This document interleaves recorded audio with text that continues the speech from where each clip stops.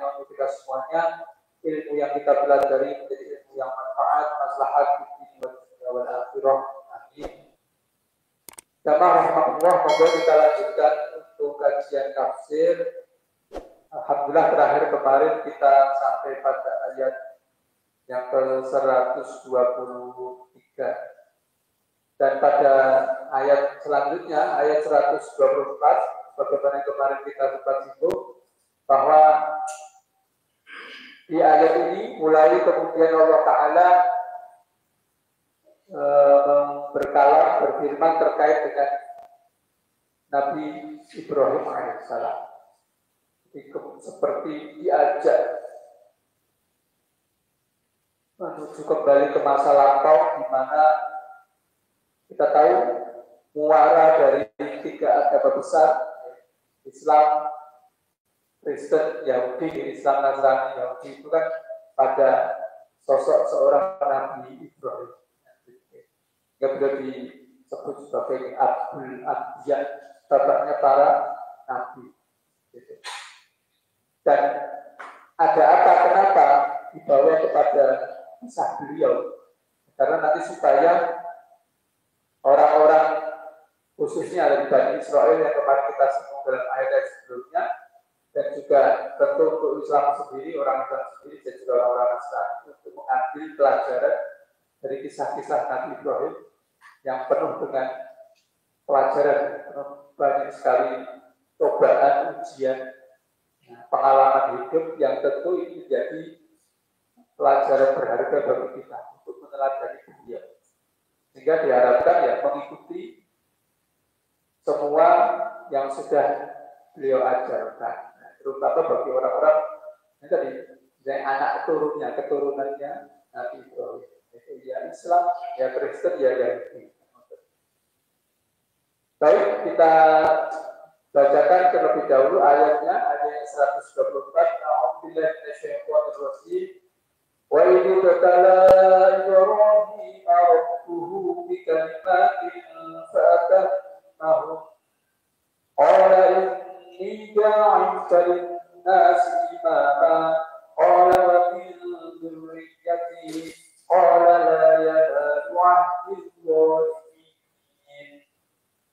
Wa dan ketika. Jadi kita seperti dibawa untuk mengingat kisah yang sudah jauh melampaui kita, yaitu kisah Nabi Ibrahim. Dan ketika, ingatlah ketika ibtala Ibrahim rabbuhu, menguji Ibrahim Tuhannya. Maksudnya ini dalam susunan bahasa Arab itu subjeknya ditaruh di belakang. Diartikan secara kalimat, kadang secara kata per kata gitu. Jadi bingung. Ibtala menguji Ibrahim rabbuhu Tuhan. Maka kalau diartikan secara terjemahan, dan ingatlah tatkala Ibrahim diuji oleh Tuhannya, oleh Rabbnya, oleh Allah. Jadi ingatlah ketika Allah Ta'ala menguji Nabi Ibrahim. Di kalimat dengan beberapa kalimat. Saat mahu kemudian Nabi Ibrahim menyempurnakan kalimat-kalimat tersebut, menyempurnakan. Allah berfirman, ini sesungguhnya aku ja'iluka, menjadikanmu linnasi untuk manusia imam pemimpin. Kemudian Nabi Ibrahim berkata, wa min dzurriyyati, dan apakah juga dari anak turunku, keturunanku? Allah berfirman, la ya'alu ahdi zalimin, tidak akan mencapai atau tidak berlaku perjanjianku untuk orang-orang yang zalim lakuannya. Nah, ini secara terjemahan begitu. Jadi kembali bahwa tadi kita sampaikan Allah sengaja menceritakan kisahnya Nabi Ibrahim setelah kisah-kisah panjang Bani Israel. Jadi Jadi masih ada kaitan. Maka dari huruf dua dan ini berarti ada ketersambungan antara ayat sebelumnya dengan ayat ini. Jadi ingatlah kalau Allah Ta'ala memuji Nabi Ibrahim dengan beberapa kalimat yang kemudian Nabi Ibrahim bisa menyempurnakan perbaikannya dengan baik, dengan sempurna. Nah, di sini Nabi Ibrahim kita tahu bahwa beliau ini nama Ibrahim ini bukan dari bahasa Arab. Kalau bahasa Suryani, saya juga tidak tahu bahasa Suryani itu. Tapi ada banyak kemiripan. Jadi Ibrahim bahasa Suryani, bahasa Arab itu itu Abu, Ibrahim Rahim, Abu Rahim. Nanti kalau dalam bahasa Arabnya Abu Rahim, Ibrahim mirip Abu Rahim. Kalau dalam bahasa Arab Abu Bapak Rahim, penyayang. Jadi memang konon Nabi Ibrahim itu orang yang sangat menyayangi anak-anak kecil. Jadi apa namanya, beliau itu nanti pada hari kiamat dalam riwayat disebutkan beliau dan istrinya Sarah dan Hajar itu nanti menjadi kafil, jadi pengasuh anak-anak orang-orang yang beriman yang mati saat kecil. Nah, kan ada anak-anak orang beriman yang meninggal waktu masih kecil, masih bayi, masih balita. Nah, nanti di hari kiamat mereka akan bersama dengan Nabi Ibrahim, anak-anak kecil. Kemudian dalam sebuah riwayat, jadi Rasulullah pernah bermimpi, beliau melihat di Raudhah, kita tahu yang pernah haji umroh kan Raudhah itu kan tempat yang menjadi favorit karena memang itu menjadi apa ya, sangat mustajab doanya Raudhah. Nah, di dalam mimpi itu Rasulullah melihat di Raudhah, melihat Nabi Ibrahim, dan di sekitar Nabi Ibrahim itu anak-anak kecil banyak. Nah, jadi menunjukkan dan jadi penamaan Nabi Ibrahim itu tidak hanya sekedar nama yang mengandung makna, dan kemudian kita juga tahu Rasulullah juga sama, beliau penyayang anak kecil, maka bahkan Rasulullah mendapat julukan Abul Yatama, bapaknya anak yatim. Jadi seperti tadi apa ini fotokopi ini, seperti fotokopi Nabi Ibrahim itu Nabi Muhammad istilahnya 11-12 Nah, makanya kan ketika Nabi Ibrahim mendapat julukan Khalilullah, kekasih Allah, maka ada sebagian yang mengatakan karena Khalil itu kekasih, ada Habib itu kekasih, tapi Khalil itu lebih tinggi derajat. Tapi Rasulullah juga Khalilullah, memang tidak tersohor dengan istilah itu, tapi juga sama. Nah itu. Jadi saya seperti di copy paste, kebaikan keteladanan yang ada pada Nabi Ibrahim, ada pada Nabi Muhammad. Nah itu. Nah, bapaknya para nabi, makanya salah satu julukannya Nabi Ibrahim. Nanti dari beliau anak turunannya dari Babi Diriyati, dari anak cucuku. Nanti akan kita singgung, tapi kita lanjutkan dulu. Jadi itu Nabi Ibrahim, dan menarik sekali. Nanti kalau kita mempelajari dalam itu tafsir itu, penyebutan kata Ibrahim itu dalam Al-Quran sampai 69 kali. 69 kali, yang 15 ini di surat Al-Baqarah, dan mulai disebut pertama di ayat ini, itu ayat 124. Sebelumnya kan belum ada. Nah, baru mulai ayat ini, kemudian ayat selanjutnya nanti ada di kutip nama Ibrahim. Nah, di surat Al-Baqarah saja itu ada 15 kali. Selebihnya tadi ada 69, sisanya 69 kurang 15 itu tersebar dalam banyak surat. Kemudian juga unik, kata Ibrahim dalam Al-Quran itu ada dua tulisan, dua kalimat, dua kata yang berbeda. Yang pertama Ibrahim tanpa ya, Ibrahim tanpa ya, jadi alif ba ro ha ti. Itu semuanya ada di surat Al-Baqarah. Sementara tulisan yang kedua Ibrahim pakai ya, alif ba ro ha ya ti, ada ya-nya. sisanya di surat-surat yang lain. Allah ini rahasianya apa? Tapi yang pasti penulisannya beda ya, ada yang pakai ya, ada yang tidak. Tetapi cara bacanya sama. Jadi Ibrahim panjang, Ibrahim panjang. Nah, itu Ibrahim. Nah, jadi ini unik kalau orang mempelajari apa kodifikasi, mempelajari apa namanya ayat, surat, kemudian huruf-huruf itu luar biasa. Makanya ilmu qiraat, ilmu Quran itu luar biasa luas sekali. Makanya jangan heran kalau ada yang ayatnya jumlah hurufnya itu beda-beda, tidak sama, hitungannya beda-beda. Nah, kita mungkin hanya sekedar membaca, tapi secara detailnya bahkan sampai rahasia di balik nomor, di balik huruf, itu kita tidak tahu. Baik, kemudian ada sedikit informasi terkait dengan beliau Nabi Ibrahim.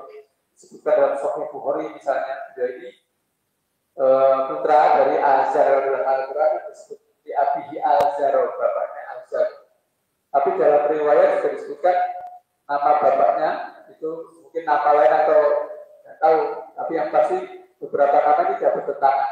Satu orang Ibnu Tarikh, Ibnu Naqur. Jadi disebutkan begitu. Jadi mungkin ahli sejarah. Tapi pastinya menurut para ulama tidak ada perbedaan. Kemudian putra-putranya juga tidak banyak.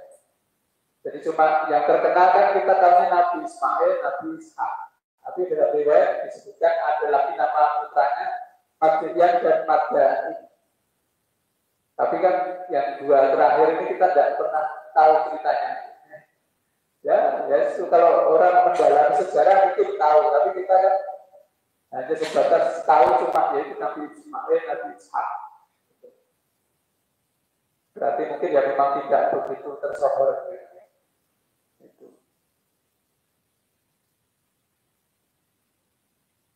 Kemudian nanti dari beberapa anak turunnya nanti berani jadi nabi.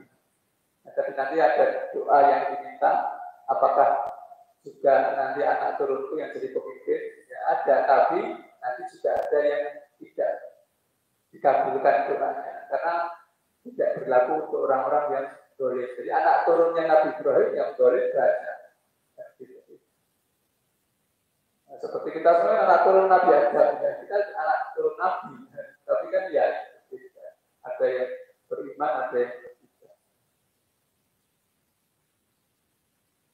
Nah kemudian tadi Nabi Ibrahim itu diuji oleh Allah dengan kalimat-kalimat. Nah, pertama diuji itu maksudnya apa? Ya seperti menurut kita, menurut pemahaman para ulama, yang pertama seperti ujian itu ya cobaan. Karena nanti seperti diuji bagaimana disuruh menyembelih anaknya, kemudian meninggalkan Hajar dan Ismail di gurun yang tandus, gitu. Kemudian dibakar api oleh Raja Namrud, ujian-ujian gitu. Nanti juga ada lagi yang menjelaskan yang lain, gitu. Kalimat dan kalimat kata-katanya apa? Maksudnya gitu. Lalu juga ada menunjukkan bahwa lebih kepada tujuan hikmah kenapa diuji untuk menunjukkan kelas. Gitu. Jadi Nabi Ibrahim itu diuji untuk menunjukkan karakternya, menunjukkan level beliau. Saat tahun maka kemudian Nabi Ibrahim bisa menyempurnakan, bisa menaikannya dengan sempurna. Maka kemudian para ulama menjelaskan yang dimaksud kalimat-kalimat itu apa. Maka menurut pendapat pertama para ulama mengatakan bahwa yang dimaksud beberapa kalimat itu adalah syariat-syariat Islam. Yang itu semuanya terkumpul misalnya di dalam surat At-Taubah ayat 112. At-taibuna al-'abiduna al-hamiduna as-sa'iquna ar-rafi'una as-sajiduna al-amiruna bil ma'ruf wa nahuna 'anil munkar wal hafizuna li hudutillah. At-taibun orang-orang yang taubat, wal 'abidun orang-orang yang ahli ibadah. Itu nanti dilihat di surat At-Taubah ayat 112. At-Taibun, Al-Abidun, Al-Hamidun yang suka memuji Allah, As-Sajidun yang suka bersujud, Ar-Rafi'un yang ruku, Al-Amirun bil Ma'ruf yang suka beramar ma'ruf, wa nahuna 'anil munkar dan mencegah kemungkaran, wal hafiduna li hudud tidak dapat menjaga batas-batas hukum Allah. Nah, itu kan ciri-ciri orang-orang yang beriman. Nah, itu disebut kalimat-kalimat itu. Dan Nabi Ibrahim itu sempurna menunaikan itu. Ya, Nabi Ibrahim itu orang yang tobat, orang yang ahli tobat, orang yang ahli ibadah, orang yang ahli sujud, ahli rukuk, ahli tasbih, ahli memuji Allah. Semuanya itu dikerjakan, ditunaikan oleh Ibrahim dengan sempurna. Jadi pada kita dari ujian, judul lupa kita sampai 10, sukses semua. Maka syariat Islam juga bagi kita kan ujian, kita diuji ya. Sholat, puasa, kemudian ya itu ujian. Itu syariat, kewajiban-kewajiban yang dibebankan untuk kita, ujian untuk kita. Seperti kita dapat soal, dapat ujian. Di sholat, darat soal itu. Kita diuji begitu. Nah, Nabi Ibrahim seperti itu. Kemudian juga dalam surat Al-Ahzab ayat 35. Innal muslimina wal muslimat wal mu'minina wal mu'minat wal qanitina wal qanitat was-sadiqina was-sadiqat. Jadi muslim, mukmin, taat, jujur, dan gitu. Yes. Itu semuanya sifat-sifat orang beriman. Itu ada berapa? Banyak sekali di surat tadi Al-Ahzab ayat 35. Inna muslimin wal muslimat muslimat mukminin wal mukminat mukminat qanitin qanitat yang taat patuh, sadiqin sadiqah jujur, sabirin sabirun sabar, khosyin khosyat khusyuk, mutasaddiqin mutasaddiqat yang ahli sedekah, so'imin so'iman yang ahli puasa, hafidina furujah yang menjaga kemaluannya, wal hafid wal dzakirina wa kadhari ahli dzikir, atau bahwa maghfiratan wa rizqan. Sifat-sifat orang-orang yang beriman yang akan disiapkan oleh Allah pahala yang besar. Nah, kadang-kadang kalau kita ya mungkin ya muslim, ya mukmin, ya jujur, ya sedekah, tapi kan tidak, kalau tadi ibarat kata bijinya tidak maksimal kan gitu. Ibarat ini mata pelajaran jujur, mata pelajaran sedekah itu kan ada garap ya, garap kan bijinya itu, bijinya dibawakan gitu. Dan Nabi Ibrahim 10. Jadi semua item, semua poin-poin keimanan syariat Islam itu ditunaikan Nabi Ibrahim dengan sempurna. Kemudian juga di surat, misalnya di surat Al-Mu'minun awal-awal itu qad aflahal mu'minun alladzina hum fi sholatihim khashi'un. Nah itu semua. Dan kita juga sama itu. Makanya kan kalau ingin ngecek misalnya tadi ibarat kata tadi bijinya WSBW, kalau ibarat testing ulangan mata pelajaran itu cek surat Al-Mu'minun. Sholatnya khusyuk tidak. Di sini tidak itu yang seperti itu. Kemudian anilahi mu'ridun, terhadap sedang buruk, terhadap hal-hal yang sifatnya main-main. Nah itu. Zakat, menunaikan zakat, kemudian menjaga kemaluan. Gitu. Menunaikan amanah, kemudian janji. Nah, gitu. Sholat, jaga sholat. Mereka lah pewaris surga Firdaus. Nah itu kan kita tidak maksimal. Nah Nabi Ibrahim itu seakan mampu menunaikannya dengan sempurna. Maka disebutkan dalam riwayat Ibnu Abbas, ma ibtalallahu ahadan bihinna faqama biha illa Ibrahim.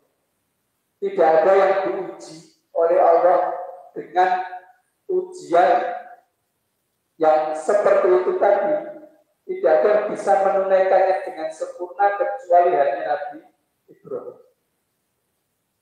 Ya, tentunya Nabi kita Nabi Muhammad juga, tapi ini maksudnya untuk mengingatkan di orang-orang Bani Israel, orang Yahudi, orang siapa orang yang menjadi teladan yang bisa terbukti, ya gitu. Kalau Rasulullah kan sedang menjalankan perintah Allah jadi Rasul kan belum, istilahnya kan apa? Kalau bahasa sejarah itu belum penghargaan, belum punya piala kan gitu. Nah itu siapa yang sudah terbukti? Yang sudah terbukti berarti orang-orang dahulu. Nah maka disebutkan tidak ada yang bisa menunaikan semuanya kecuali hanya Nabi Ibrahim.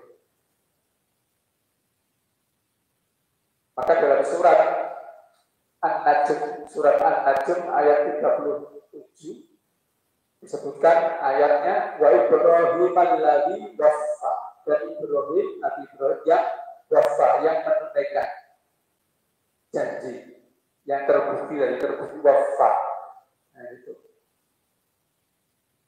Jadi memang sepatutnya menjadikan beliau sebagai teladan karena semuanya ditunaikan dengan sempurna. Nah ini pendapat kebanyakan para ulama menjadi kode.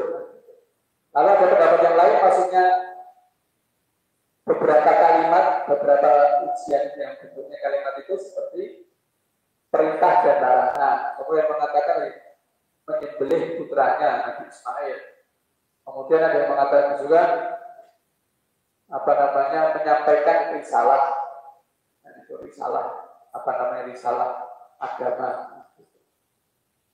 Saya jadi teringat kan tadi Nabi Ibrahim itu Abdul Anbiya, bapaknya para nabi.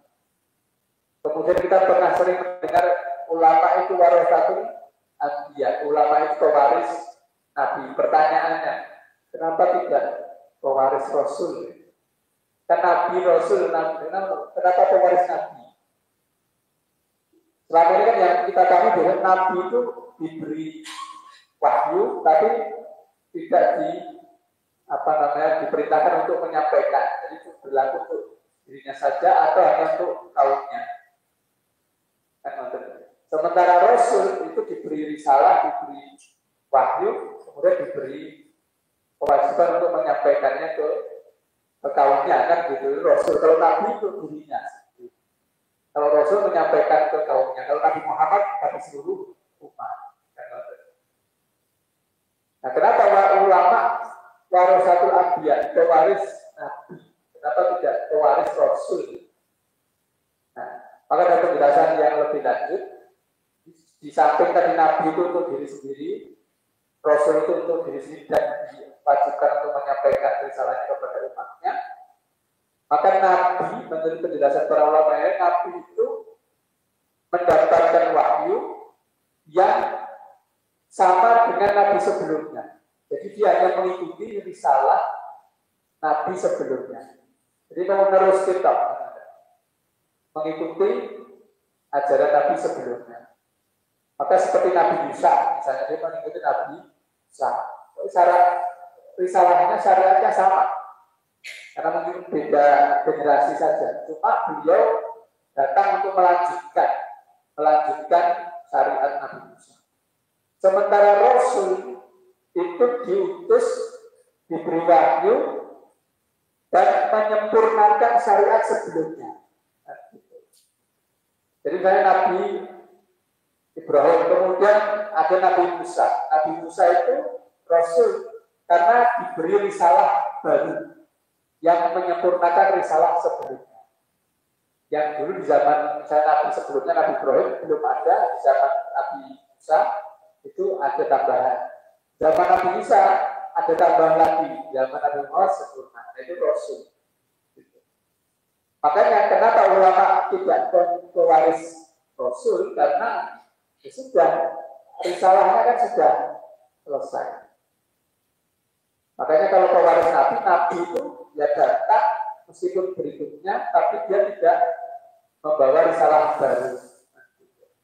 Makanya ulama hanya melanjutkan apa yang sudah ada. Gitu. tidak ada tambahan, tidak ada lagi hal yang baru. Makanya kalau pernah mengaku Nabi membawa ajaran baru, misalnya diberi wiridan, diberi zikir khusus dari kanjeng Nabi, dulu belum disampaikan, ya benar itu sesat. Karena ajaran risalah Islam melalui para rasul sudah sempurna. Ini sekedar tadi saya teringat dengan kadang ada pertanyaan kok pewaris para nabi, pewaris para nabi dan rasul, kenapa tidak rasul? Atau boleh tidak diganti pewaris rasul? Ternyata itu. Kenapa? Karena ya tidak membawa hal yang baru, hanya mengikuti ajaran yang sudah ada. Nah, itu Nabi begitu. Dan kemudian ada juga pendapat terkait yang dimaksud kalimat-kalimat tadi apa? Nah, ini adalah semacam saat Allah Ta'ala berfirman, sesungguhnya aku mengujimu dengan perintah-perintah. Kemudian Nabi Ibrahim berkata, engkau menjadikan untuk manusia sebagai pemimpin. Allah menjawab, ya. Kemudian Nabi Ibrahim bertanya lagi, dan juga anak cucuku. Kemudian Allah berfirman, janjiku tidak berlaku untuk orang-orang yang boleh. Jadi nanti ada sebagian doa yang dikabulkan. Siapa anak cucu yang mendapatkan anugerah pemimpin, ya, anak cucu Nabi Ibrahim yang menjadi para nabi dan rasul, Nabi Yakub, Nabi Yusuf dan seterusnya. Tapi yang ingkar yang boleh, yang kafir ya tidak. Kemudian dilanjutkan, engkau menjadikan Ka'bah, nanti dalam ayat berikutnya disebutkan sebagai tempat berkumpulnya manusia, ya. Kemudian Nabi Ibrahim berkata lagi, wa amna dan aman. Jadi nanti tidak hanya sekedar tempat berkumpulnya manusia, tapi dijadikan Mekah nanti tepatnya Ka'bah itu negeri yang aman, ya, kata Allah.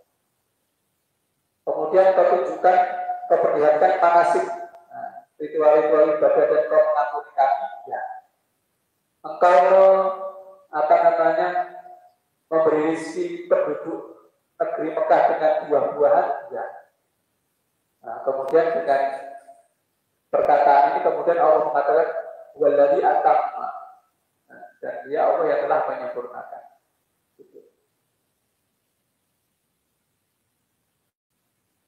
Jadi Nabi Ibrahim semacam diberi ujian-ujian yang kemudian oleh Allah, oleh Nabi Ibrahim disempurnakan, digunakan dengan sebaik-baiknya.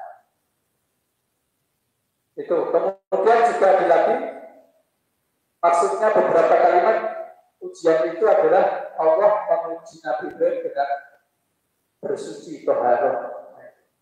Nah, termasuk yang sangat terkenal bahwa ada khamsun minal fitrah. Ada 10, 5 di kepala, 5 di anggota tubuh yang lain. Yang di kepala itu apa? Memotong kumis, kemudian berkumur-kumur, menghirup air ke hidung istinsyak itu, kemudian sipak, gosok gigi, dan menyela-nyela rambut. Jadi mungkin cara bersisir kita itu termasuk bagian dari fitrah. Kan sekarang, jadi mungkin biasa saja itu ternyata di zaman sejak zaman Ibrahim itu menyisir rambut itu dibelah. Kalau kita mungkin dari mungkin punya mungkin, nah seperti itu biasanya. Tapi di sini ada yang menyebutkan dibelah dua, katakan dengan sisi itu. Allah apakah harus 7 pas setengah atau mungkin ya tadi seperti yang kita biasa menyisir itu diambil dari undang-undang itu. Tapi termasuk fitrah bersuci. Nah, fitrah bersuci tadi mencukur kumis, berkumur-kumur, mengambil air dari hidung, dihirup, kemudian siwak, gosok gigi dan menyela rambut.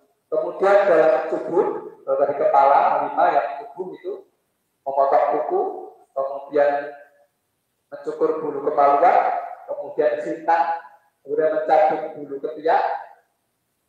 Kalau dalam fitrahnya itu kan kalau kuku kumis dicukur, tapi kalau bulunya dicabut, kita kadang-kadang lorong sedikit kan begini. Nah, tapi kita sekarang apakah harus kuku dicabut ya? Para ulama kalau memberikan kelonggaran tidak pasti, tidak harus dicabuti. Karena ada cukur alat cukur ya tidak apa-apa. Tapi kalau dalam redaksi hadisnya itu mencabut kan, bahasanya nafsul jadi dicabuti. Allah alam itu hikmahnya apa? Kita juga kadang-kadang tidak sampai ke sana. Nah kemudian Rasul maka jadi membersihkan tempat toilet. Maksudnya ketika kita buang hajat dibersihkan dengan air, dengan istinja. Jadi ternyata ini sudah diajarkan sejak zaman dahulu oleh Nabi Ibrahim. Termasuk kita dan ini kita. Maka dalam riwayat orang yang pertama kali dihitan Nabi Ibrahim. Dan umurnya tahun itu 120. Jadi beliau umur 120 baru kita mengambil kapak. Kemudian beliau setelah kita masih berumur 80 tahun lagi. Jadi sekitar berarti umurnya 200 tahun. Di dalam riwayat Abu Hurairah itu beliau dihitan umur 120, kemudian hidup setelah itu 80 tahun lagi, ya, sekitar 200 tahun.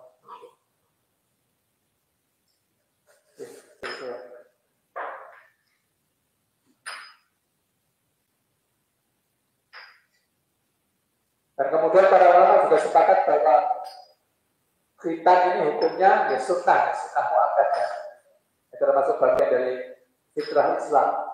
Makanya kan, kalau orang Islam orang khitan terus diibadai, jadi tetap sah. Misalnya ada orang yang tidak khitan, walaupun terus sholatnya sah, orang sah, tetap sah. Tapi ya itu, jadi ini istilahnya semacam sunnah syiar Islam yang masuk orang khitan. Makanya sudah seperti ya barang kata kalau kita sholat Id kan hukumnya sunnah, ini koyo status sholat itu Islam. Paribasan macam itu. Makanya tadi kalau ditanya apakah itu wajib, harus. Meskipun ada pendapat sebagian wajib, tapi pendapat mayoritas ulama tidak. Tapi kenapa?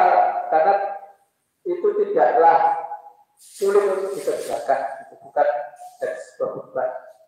Jadi makanya meskipun ibarat kata tadi orang misalnya tidak wajib pun orang Islam ya tetap kita, itu tak.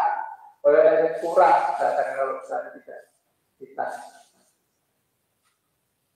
Makanya dalam sebuah ayat di surat An-Nahl ayat 123, anit tabi berlanda Ibrahim hanifah. Nah kita disuruh mengikuti milah dari syariat ajaran Nabi Ibrahim yang lurus. Makanya lemah-lemahnya orang Islam tetap fitnah. Ya karena memang syariat Islam yang lurus. Makanya pertanyaan kok orang kita ini ngopo? Nah gitu. Masalahnya apa? Sulitnya apa kan gitu. Jadi maka semacam tidak ada celah untuk untuk mengingkari itu tidak ada.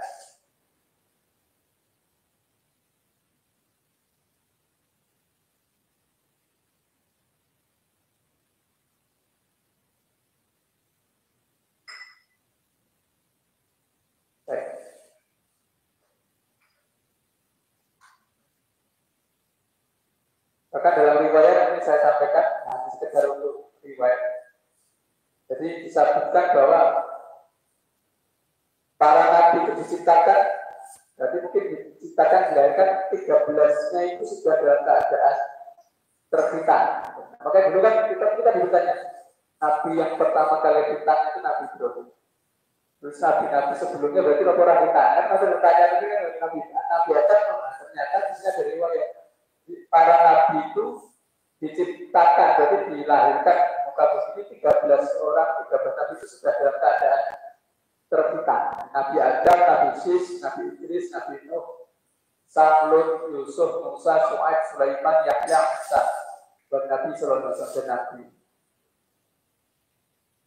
Maka dia mengatakan 14. Nah itu, jadi makanya kan tadi kita tuh bertanya-tanya Nabi Ibrahim, Nabi Muhammad, atau yang mungkin sempat bertanya, ternyata ini ada. Jadi sudah data ada terpisah. Tapi saya awalnya mau maha kuasa. Bukan awal sebenarnya yang lain tuh, terus kita terus disolai sakit mawar. Karena ternyata di sini tidak ada nabi. Ada misalnya Abdullah bin Sofwan. Ada riwayat ini. Misalnya nanti ada bayi lahir, terus terfitan, anak kemaluannya sudah terfitan. Wah, ini anak ajaib dan buat intinya kalau Allah berkehendak pun bayangkan apakah bisa begitu? Ternyata kan ada. Jadi Allah Maha Kuasa untuk seperti itu.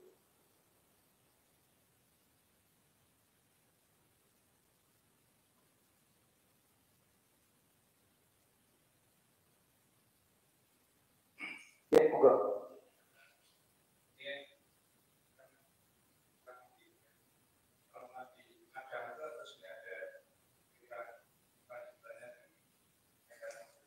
Ya, nanti dalam Nabi Adam berikut juga nanti di sini kan ayat yang ke-125 nanti ada dikaitkan. Belum kita singgung. Jadi nanti terkait dengan masalah nanti Ka'bah, masalah Ka'bah. Jadi nanti ada riwayat bahwa ternyata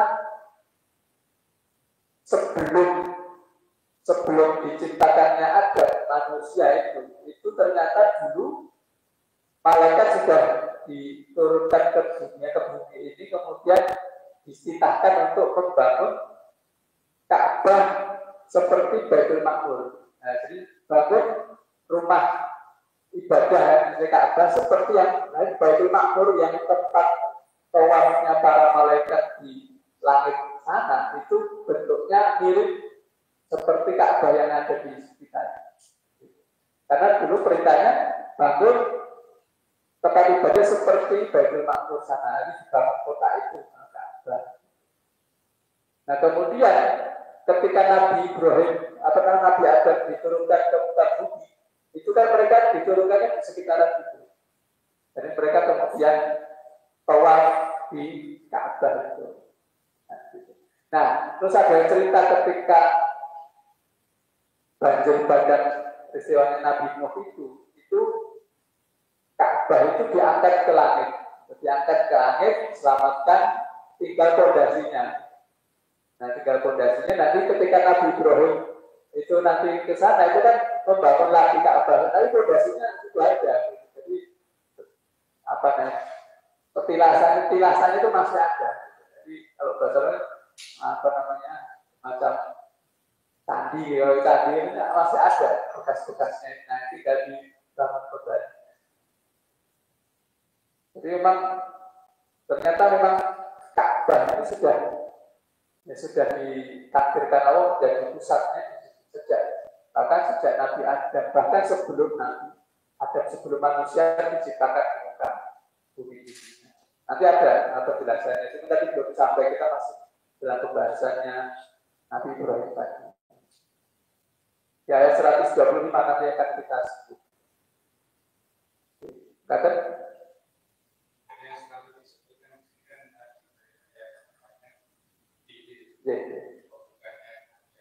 nah, karena Nabi kan tadi kita sebut Nabi dan Rasul ada perbedaan. Nabi itu dia diberi wahyu, tapi tidak diberi kewajiban untuk menyampaikan ke umatnya, ke kaumnya.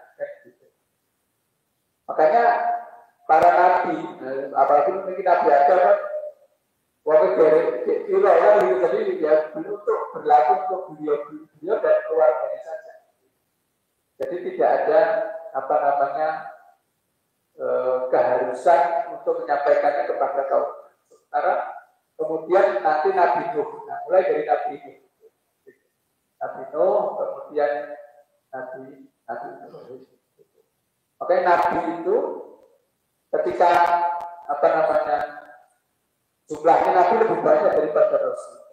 Tapi nabi-nabi yang diutus itu kan hanya mengikuti ajaran Nabi sebelumnya. Gitu. Sementara Rasul itu membawa syariat baru, menyempurnakan ajaran sebelumnya dan seterusnya. Gitu. Maka Nabi Nuh sebagai seorang Rasul, kemudian Nabi Ibrahim menyempurnakan syariatnya Nabi Nuh. Makanya kenapa kita tidak banyak tahu syariat-syariat nabi-nabi yang ada? Ya, karena memang istilahnya mereka hanya mengikuti ajaran nabi sebelumnya. Makanya kita sering misalnya nimin itu, Imam Nabi Ulazmi itu kan yang paling tersohor gitu. Makanya ada Nabi Rasul dan Nabi Idris, sebelumnya Nabi juga ada. Cuma memang secara sejarah jadi kita tidak begitu banyak tahu.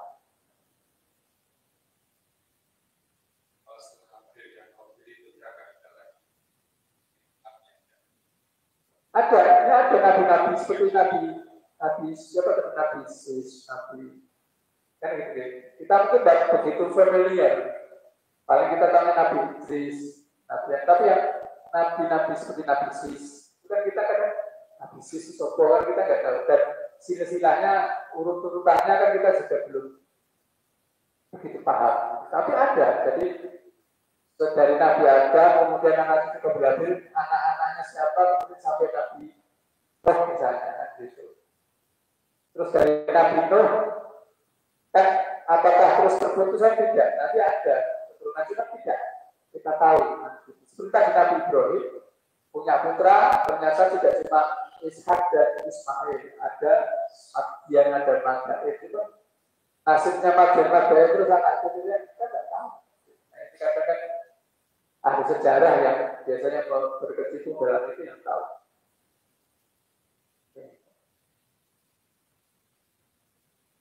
Monggo ada lagi yang ditanyakan?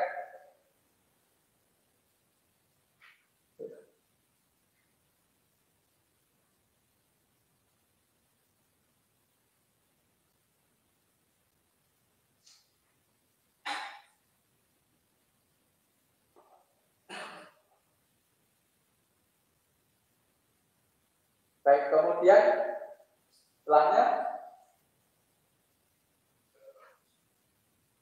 olah wali durian tadi setelah akan mahu. Jadi sudah kita ketahui tadi beberapa maksud dari kalimat-kalimat itu apa. Dan selanjutnya olah ini ja'iluka linnasi imam. Allah berfirman, sesungguhnya aku akan menjadikanmu untuk manusia itu sebagai pemimpin. Pemimpin teladan yang harus diikuti. Ya, karena tadi kesempurnaannya Nabi Ibrahim dalam segala syariat Allah tadi. Makanya dijadikan pemimpin itu memang karena itu diikuti. Maka Allah menjadikan Nabi Ibrahim sebagai pemimpin untuk para manusia agar mereka bisa meneladani, mengikuti tadi sifat-sifat keimanan, ketakwaan yang seharusnya dimiliki oleh seorang hamba. Makanya kan dalam ayat yang belum kita singgung, Nabi Ibrahim itu umatan qanitan kita. Seorang Ibrahim itu dikatakan umat. Kenapa? Karena satu Ibrahim itu memiliki semua sifat keteladanan pada diri semua manusia. Jadi sifat-sifat kejujuran, keberanian, itu ada pada semua, ada di Nabi Ibrahim. Maka kemudian kalau yang duriani, nah ini termasuk Nabi Ibrahim orang sangat penyayang. Jadi dia tahu, nanti setelah saya tidak ada, terus siapa yang dijadikan pemimpin? Gitu. Makanya ini termasuk bagian dari doa. Apakah termasuk juga anak turunku, anak cucuku? Oleh Allah dijawab, iya, tetapi olala yana lumahdudon, tapi tidak akan bisa mencapai derajat pemimpin tadi oleh orang-orang yang dolim. Berarti secara tersirat disebutkan bahwa nanti ada anak cucumu yang tidak layak jadi pemimpin karena kedoliman-kedoliman mereka. Sementara yang tidak dolim, yang mengikuti Nabi Ibrahim dengan sepenuhnya, yaitu nanti juga menjadi pemimpin. Makanya kita lihat dalam sejarah bagaimana anak cucu Nabi Ibrahim yang jadi Nabi dan Rasul juga banyak.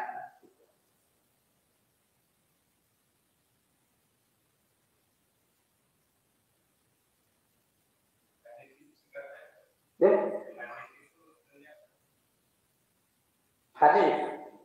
Hanif itu secara bahasanya condong kepada yang benar. Jadi kalau kita manusia itu kan biasanya diberi hawa nafsu gitu. Hawa nafsu manusia itu kan malah condong ke yang kayak benar. Tapi kalau Hanif itu sebaliknya dia itu condong ke yang benar. Gitu. Makanya Nabi Ibrahim ketika diuji dengan mencari Tuhan itu jadi dia condongnya itu ke yang benar. Bintang ini mungkin Tuhanku, tapi kok terus rakyat tok masuk bintang adalah curang mungkin gitu. Jadi beliau itu diberi Hanif, jadi dia selalu condongnya ke yang benar. Nah itu kan Hanif, makanya dikatakan Hanifah Muslimah Hanif. Itu karena dia selalu condong kepada yang benar. Kalau bahasa orang sekarang itu feelingnya itu mesti benar. Nah, gitu. Jadi dia menuju ke yang benar. Jadi kan seperti beda dengan kebanyakan manusia malah justru malah condongnya tergelincir kan gitu. Caranya tergelincir.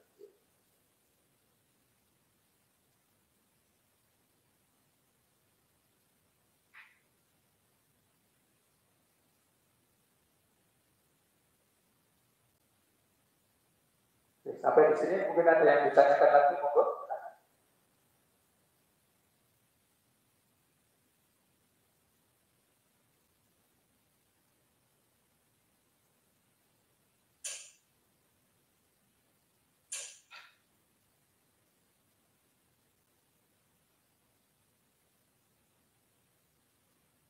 Nah, dari ayat ini juga ada sebagian ulama mengatakan bahwa berarti wajib menunjuk mencari pemimpin yang adil, pemimpin yang baik, tidak boleh. Nah itu makanya kan termasuk dalam memimpin mencari pemimpin, memilih pemimpin itu kan sangat-sangat ketat gitu. Sangat-sangat apalagi pemimpin negara, pemimpin umat Islam. Nah itu makanya di zaman Nabi Muhammad kemudian para sahabat kan ketat sekali dicari memang yang terbaik.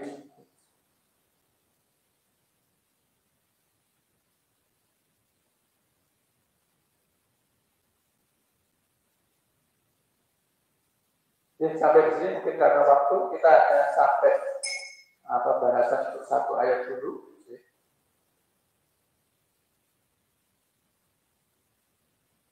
Insya Allah kita lanjutkan berikutnya nanti di ayat yang ke-120. Sebelum kita akhiri, ada yang ditanyakan, monggo silakan.